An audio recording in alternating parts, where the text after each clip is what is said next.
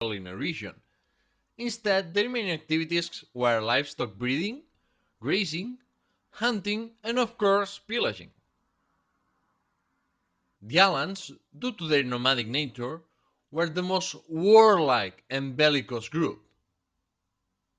In fact, the greatest honor for an Alan man was to die on the battlefield, and the most valued trophy was the hair of the enemy, that served as ornament to the horse of the winner. The greatest contemporary historian of the Visigothic kingdom, Saint Isidore of Seville, said that the Alans, quote, feel tired and depressed when they have no horse. End quote.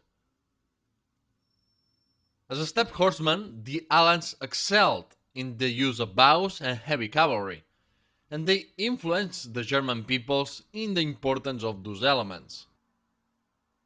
To finish their portrait, the Alans selected their leader according to his military skills and the archetypical characteristics of a hero. The Alans that crossed the Rhine in 406 eventually split, with some remaining in Gaul under King Goar.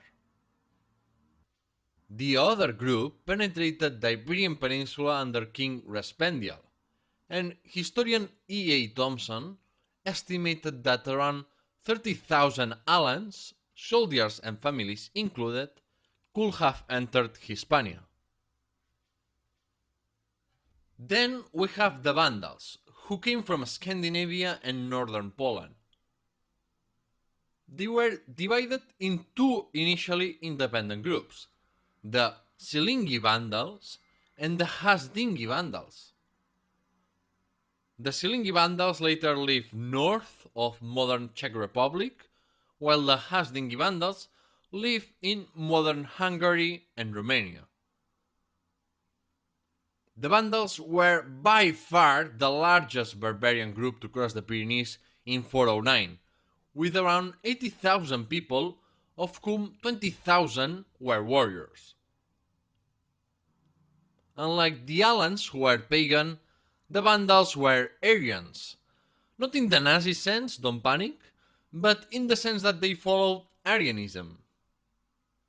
You may be wondering what the hell is Arianism. No, it's not a different religion. Instead, it's a Christian doctrine that rejects the mainstream idea of the Trinity.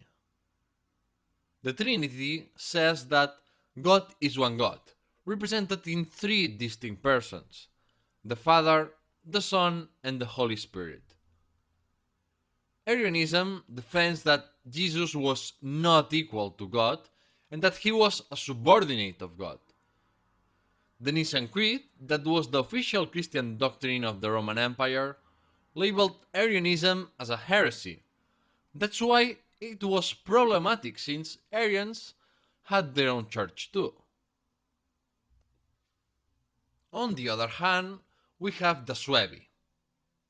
In his chronicle of the 1st century, Roman historian Tacitus made very clear that the Suevi weren't a group of homogeneous peoples. Instead, they were a confederacy of many different tribes that occupied a large territory around the Elbe River. Therefore, the Suevi didn't have a strong ethnic identity like the Vandals or the Visigoths.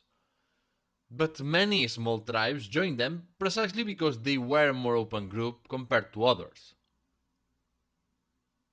The Suevi who came to Spain were not many. It has been estimated that they numbered 35,000 souls. So even though we don't have actual numbers of how many people entered the Iberian Peninsula in 409, estimations range between 100,000 and 150,000 people, of whom at most 50,000 were soldiers. Okay, now that you know who these groups of barbarians were, let's see what was happening in Roman politics to really understand this confusing and chaotic period.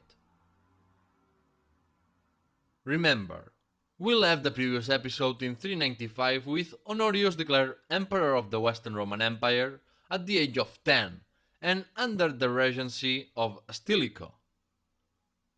Stilicho